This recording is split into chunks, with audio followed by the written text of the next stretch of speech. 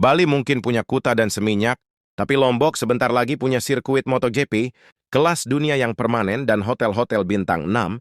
Di pesisir Pantai Perawan, Bali punya Bandara Ngurah Rai yang sibuk, tapi Bandara Lombok sedang diperpanjang, landasannya untuk menyambut jet-jet raksasa. Langsung dari Eropa dan Timur Tengah, video kami sebelumnya yang bilang, boleh pindah ke Rinjani viral, dan banyak dari Anda bertanya di kolom komentar kenapa. Apa alasannya kok bisa? Nah inilah jawabannya. Ada 7 proyek raksasa yang diam-diam sedang dibangun. Di Lombok yang infrastrukturnya, jujur saja bikin Bali mungkin harus sedikit waspada. Halo sahabat, selamat datang kembali di channel ini. Kalau Anda penasaran kenapa Lombok tiba-tiba jadi hot topic di kalangan investor dan turis mancanegara, Anda berada di video yang tepat. Sebelum kita bedah satu-satu, pastikan Anda sudah klik tombol like sebagai dukungan untuk kami. Dan tentu saja subscribe plus nyalakan loncengnya, karena informasi yang akan kita bagikan ini dijamin membuka wawasan Anda. Sudah oke. Mari kita bahas, Sobat Penjelajah. Kita semua tahu Bali adalah destinasi impian, pulau dewata surga dunia. Nggak ada yang bisa bantah itu. Tapi Bali juga menghadapi tantangannya sendiri. Macet di mana-mana, harga properti yang makin melambung, dan overtourism di beberapa titik, alam mencari keseimbangan dan disinilah adiknya, Pulau Lombok. Mulai unjuk gigi. Tapi Lombok tidak hanya mengandalkan keindahan alamnya yang memang nggak perlu diragukan lagi. Pemerintah pusat dan daerah sedang keroyokan, membangun Lombok dengan sebuah cetak biru, sebuah master plan yang gila-gilaan. Ini bukan sekedar membangun, Sadua Hotel ini membangun sebuah ekosistem baru. Inilah 7 proyek raksasa yang menjadi magnet baru itu nomor 1 Sang Permata Mahkota, KEK Mandalika. Anda pasti sudah dengar nama ini. Tapi mari kita pahami skala sesungguhnya. Karena KEK ataupun kawasan ekonomi khusus, Mandalika adalah proyek seluas lebih dari 1.000 hektar yang dikelola oleh ETDC Umum N yang juga sukses mengelola Nusa Dua di Bali. Tapi Mandalika ini Nusa Dua level up. Fokusnya adalah sport tourism dan luxury tourism. Disinilah berdiri megah Pertamina, Mandalika International Street Circuit. Ini bukan sirkuit kaleng-kaleng. Ini sirkuit yang menjadi tuan rumah MotoGP dan World. Superbike apa efeknya? Jutaan mata dunia tertuju ke Lombok, brand-brand hotel mewah dunia seperti Pullman, Novotel, dan segera menyusul nama-nama besar lainnya, berlomba membangun resort mereka di sini. Ini tiba-tiba adalah pintu depan baru pariwisata Indonesia. Sirkuit ini menjadi pemicu, event internasionalnya adalah bensin, yang membuat ekonomi di sekitarnya langsung tancap gas. Bali punya event budaya Lombok, kini punya event olahraga otomotif terbesar di dunia. Nomor 2, pengembangan kawasan penyangga Rinjani. Nah ini jawaban langsung dari video kita sebelumnya. Kenapa boleh pindah ke Rinjani? Karena Rinjani tidak hanya dijual keindahannya saja, tapi juga aksesibilitas dan fasilitasnya. Pemerintah sedang gencar mengembangkan desa-desa wisata di lingkar Rinjani seperti Senaru dan Sembalun. Ini bukan sekedar homestay, tapi peningkatan kualitas pelatihan SDM dan perbaikan infrastruktur jalan.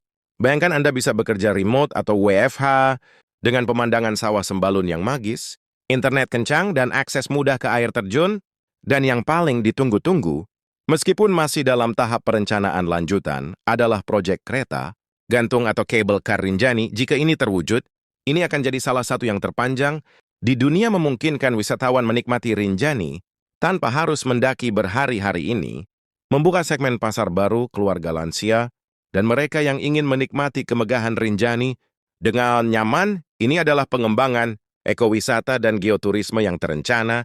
Nomor 3, proyek game changer, Global Hub Kayangan. Oke, jika Mandalika adalah permata, yang satu ini adalah raksasanya berlokasi di Lombok Utara. Ini adalah proyek ambisius pembangunan kota maritim. Baru namanya Global Hub Bandar Kayangan, skalanya puluhan 1.000 hektar. Ini bukan sekedar pelabuhan. Rencananya di sini akan dibangun Deep Sea Port atau pelabuhan laut dalam yang bisa menyaingi Singapura, kawasan industri terpadu, kilang minyak, pembangkit listrik, bahkan kota baru yang lengkap dengan area residensial dan komersial.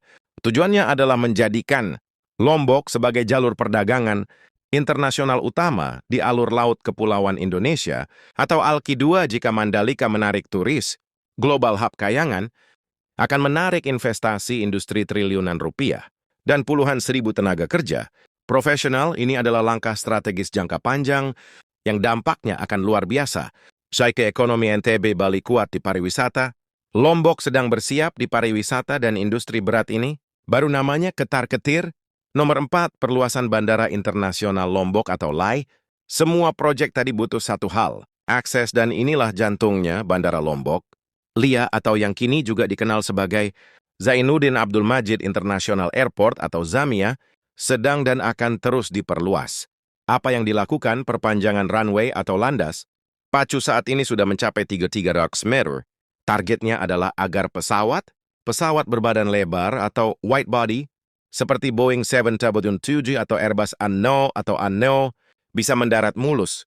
Artinya apa? Direct flight atau penerbangan langsung dari negara-negara yang jauh, dari Australia, Perth, Melbourne, Sydney, dari Singapura dan Kuala Lumpur, yang sudah ada dan terus ditambah, dan yang ditargetkan adalah dari Timur Tengah Dubai, Doha, dan Eropa Amsterdam, London.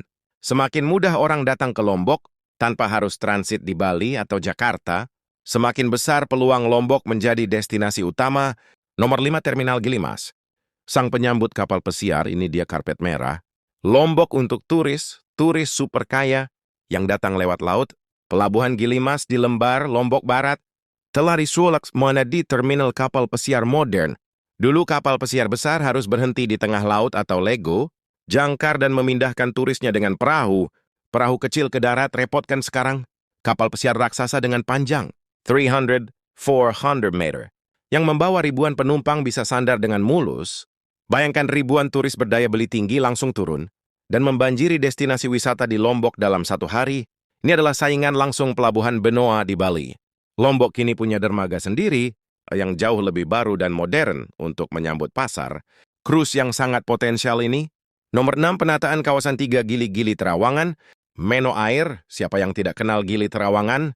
Pulau pesta yang mendunia, tapi jujur Gili Terawangan sempat terkesan sedikit liar dan semrawut. Si pemerintah lagi melalui ETDC yang mengelola Mandalika kini turun tangan, sedang dilakukan penataan besar-besaran, bangunan liar di pantai ditertibkan, sistem pengelolaan sampah diperbaiki, dan infrastruktur dasarnya di-upgrade. Tujuannya mengubah Gili dari destinasi backpacker yang semrawut menjadi destinasi kelas dunia yang lebih tertata, bersih, dan berkelanjutan. Ini adalah upaya membersihkan dan mempercantik aset yang sudah ada, membuatnya lebih premium. Ini jelas akan menaikkan standar dan menjadi pesaing berat bagi destinasi pulau kecil di sekitar Bali. Nomor 7, infrastruktur pendukung tak terlihat, jalan dan air. Proyek raksasa terakhir ini mungkin yang paling unseksi, tapi paling vital, yaitu jalan dan air. Pertama, jalan bypass Bandara BL Mandalika. Jalan mulus sepanjang 17 km ini memangkas waktu tempuh dari bandara ke Mandalika yang tadinya bisa 1 jam, sekarang cuma 15-20 menit. Waktu adalah kemewahan bagi turis. Kedua, bendungan raksasa. Anda mungkin tidak melihatnya, tapi proyek seperti bendungan, Meninting di Lombok Barat dan bendungan lainnya dibangun untuk satu hal krusial, menjamin pasokan air bersih. Hotel mewah butuh air bersih, kawasan industri butuh air, pariwisata tidak bisa hidup tanpa air. Lombok sedang menyiapkannya dalam skala besar, memastikan bahwa pertumbuhan pariwisata dan industrinya nanti akan mengalami krisis air bersih, sebuah masalah yang mulai menghantui beberapa wilayah di Bali. Jadi kenapa bule atau investor pindah ke Lombok? Jawabannya jelas, Lombok tidak lagi hanya menjual pantai perawan dan gunung yang indah. Lombok kini menawarkan paket lengkap.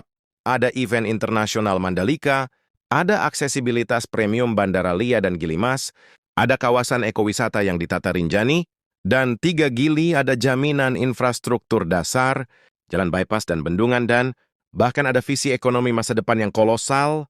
Global Hub Kayangan Bali tumbuh secara organik, sementara Lombok sedang tumbuh. Sebini desain dengan cetak biru yang sangat terencana.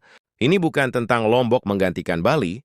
Bali akan selalu menjadi Bali, tapi ini tentang Lombok yang hadir sebagai alternatif baru, yang sangat kuat, modern, terencana, dan jujur saja, sangat menggiurkan. Jadi ketar-ketirnya Bali, mungkin bukan karena takut tersaingi, tapi karena sadar bahwa adiknya kini telah tumbuh dewasa dan siap menjadi primadona baru di panggung dunia.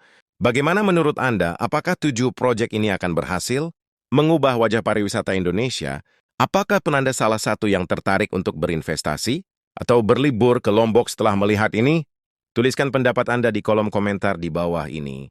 Kita diskusi di sana. Terima kasih sudah menonton sampai akhir. Jangan lupa di like, share, dan subscribe. Sampai jumpa di video penjelajahan berikutnya. Tetap penasaran.